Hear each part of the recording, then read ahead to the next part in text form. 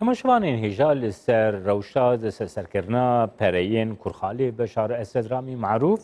هەروەها پرۆسە رامی مەغلوف هەروەها پرۆسەیە سیاسیە سووریەژی ئەندامی مەکتەبە سیاسیە پارتیا دموکراتا کوردستانی سووریە عەبدولباست حەموش دۆرتموندا ئەڵمانیا لەگەڵ منە دەمباش کەکێ عەبدولباست کەک عەبدولباست دیارە ئاستا دەسیلاتە سووریەدە باندۆرا vê rewşa dorpêçan Qeyserjiyê ku li ser Sûriyê dê werin prosesek vekiriye ku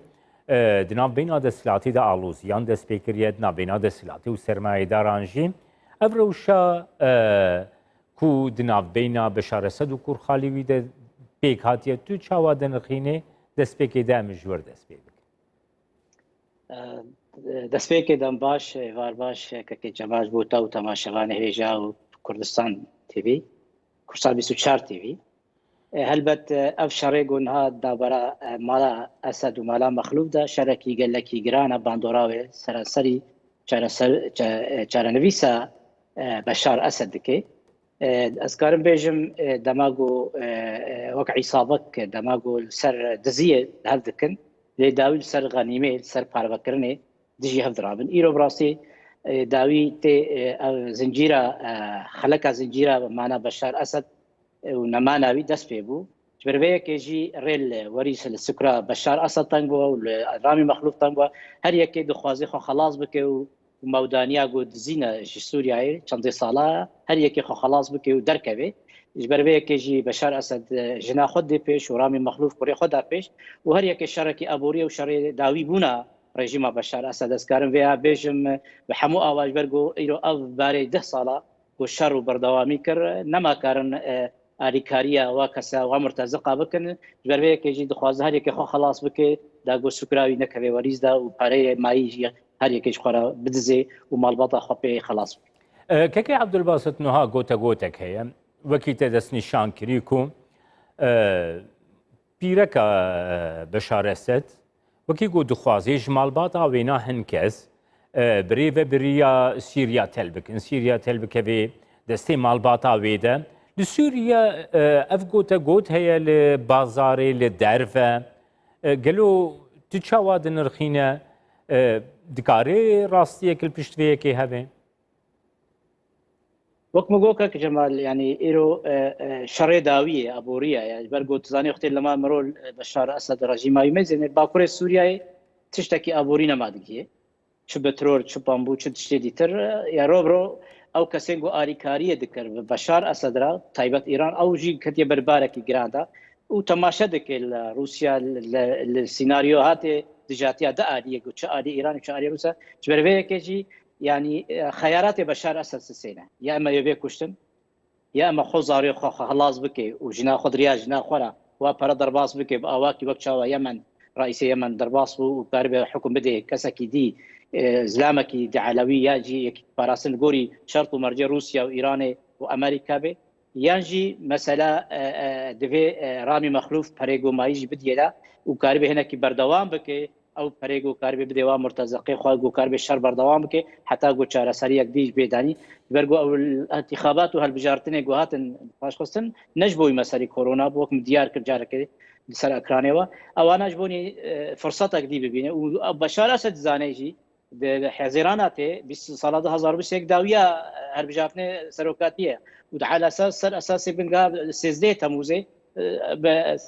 هەڵبژارتنێ پەرلەمانە وبريارة قيصر يا سيزر دس بيد بيد جيب دبي دس داويا فيم هاتي يجي دس بيكا نيفي مها عزيراني بربيك نشارة انه روشة ابورية بشار اسد كيكي عبدولباست بله كيكي عبدولباست نها ابناء كوكيا كون هال سوريا رودايا جخو اف روشة حساس نازك يا ابوري لسوريا زيدتر تبلي افكريا قالوا بهابونا دولار دخێ ڕەوشەکی نووتردا ئەف یەک دکاری چ باندۆرێ لێ ڕەوشە بازارێ و وڵاتیین سووریە بکە نرخاندناتە گەر بگرم خۆ یەک مەرجێک و ئیرۆ دۆلار 1200 دۆلار لێرە سووری بەریا ئەv مسلسلێ ڕامی مەخلوف دەرکەوێ پشتی دەرکەتنا ڕامی مەخلوف گا 10,000 دلار جارا 10,000 لێرە سووری دۆلار اوانا باندور ژیانە کەسایە سووری دکێ نەما ڕێژیم کارێک کەسێ سووری ئالیکار بێ حتا گو خۆ بێجا کاری ئالیکار بێ بەربەیەکێژی ڕاستیژی ئەv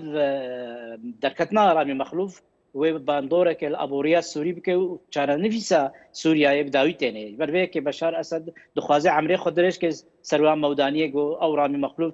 ترسی هەباتنە و ئەڤایاژی داویە دکتاتۆرایە دەماگۆ دەبێ داوی لە هەف دخن و بەبدوت کەبن و تەجروبە ڕژیمە سەدام حوسێن دەماگۆ پەرێ و ڕەژانە پرا و کەسێ نێزیکی وی گۆدان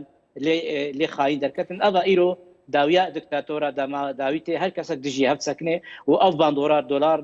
خۆ نرخە سووری لێرە سووری تنرخینەمێ ژیانە ئەبووریە خەڵکێ سووری ژیانە گەلێکی زەحمەت ئەبووری و بەسەر دەژی کۆرۆنا ئەڤانە بڕاستی نەچارە گۆ ئیرۆ ملەتی سووری ڕابێ سەر پیا و نەما ڕێ بدەوێ ڕێژیمە بەشار ئەسەد و پێرە بینێ و عەمرێوی بەشار ئەسەدی باوەریان بدە ماساڵک هەگەل لە گەلک گۆ چارەسەریەکە دی ژێرە نەوی دێتن انقلابك بێ بکوشتنێک بێ یانژی مەسەلا هەر دوێ چەرچەوەیدا دخوازم شتە بپرسم کەکەی عەبدولواست نوها وەکیتە دەستنیشانکردی لەسەر عەردەی لە سووریەژی تێگوتن کو پرۆسەیە بداوی هاتنە ڕژیمە بەعەز بداوی هاتنە ڕژیمە مالا ئەسەد تێ ئاخافتن لە سووریێ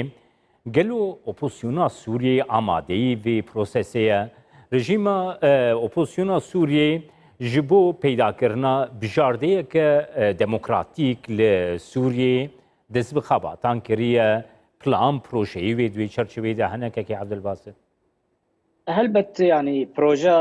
ئۆپۆزیسیۆنێ هەیە لێت پراکتیکێ دەست باوەڕ ناکەم دەماگوانێک بکن حکومدارەوەی ڕەوشێ بگوهڕێنێت دەبێت چارەسەرەی چارەنویسە سووریایە خەلکێن وا وڵاتێن مەزن ئەمریکا و رووسیا ئەون ئێگۆ مایسرۆی ئاواکردنە سووریا کەنونە یان نەژی بەشار ئەسەد کارێ و نەژی ئۆپۆزیسیۆن سارێ کاریڕاژی بیبارەیانێ بەربەیەکێژی ڕێنینە سووریا کە دۆمۆقرات و فیدرال و کاربێ هەر کەسێک جێ خۆ بگرێ بن سەها دیموقراتی و دەستورەکە نو سووریا بێ ئەڤە یاگو بەترسۆن ناخۆدا ئومە متحیدە پێشنیارکردن و پرۆسا سیاسی ڕێژ پێشیا بریارە جنێڤ 2254 پێوەنینە دێ خەلکەی سووری ڕەوشێک ئەبووری زەحمەت دەبن کۆرۆناژی زۆر دەتێ و ڕۆبڕۆژی شەڕێکی ڤڕورچێت بێت چارەسەریە سیاسی انتقال سیاسی دەبێت بن سیوانە یەکیتیان نەتەوا بێ و دووردەژی ئەو ئیحاتا دیمسۆرەت حژدەی ماچوویتە دۆ نەش بەرخۆڵاتیش بەربەیەکێژی ممکنە دسێ تەباغاتێ ڕونشتنەکە گەلێکی گرن ناوبەرە ڕێژیمە بەشار ئەسەد بەێ ئەو هەروەها کەکی عەبدولباست گەیر پەدەرسەن دەستنیشان کرد و ئالیە ڕێژیمی هەروەها ئالیە ئۆپۆزیسیۆنێژی پەژیراندنە کو لە جێنەڤ جڤینێک دناڤینە ئالیان دە پێک وەرە bi taybetî li ser destûra nû ya Sûriyê gelo ev yek dikarê bibe binemayek destpêkirina proseya nû ya danîna destûra nû ji bo Sûriye û bi cîhanî navê de pratikê de jî li Sûriyê. بێگومان جەمال ڕیا هەری ڕاست ئەوە یاگو هەموو ئەرێ دکن تەکەس دکن بریارە جنێڤە و چارەسەریە سیاسی بسیوانە یەکیتیان نەتەوایە ژێ پێوە کەس نکار ڕاجێباری سوون ئەمریکا تەناخۆ کارێ چارەسەری سووریا بین نە رووسیاژی کارێ و نەشخۆ هەردوو کەسێن دەوڵەتێن هەرێمیە تورکیا و ئیرانژی کارن گۆری ئەجەندێ خۆی گۆ چ مسلمانی بن چ نەتەوی بن ئەوانە ژینی کارن سووریاژی بقۆرپێنێ وەک چاوە هەرکەس دخواست بقۆرپێنێ بێگومان بێ رووسیا و ئەمریکا و بدگەل مایسترۆی هەری مەزن هەلبەت ئیسرائیلە ئێگۆ کاربێ داوی پلانێ داوی داینێ بێگومان بریارە خەڵکەی سووریژی هەیە لێ داویژی ئەف وڵات چ ڕسمێنن دوێ خەڵکەی سووری قبول کرد تڕێنینە چارەسەریە گۆ سیاسی جنێوێ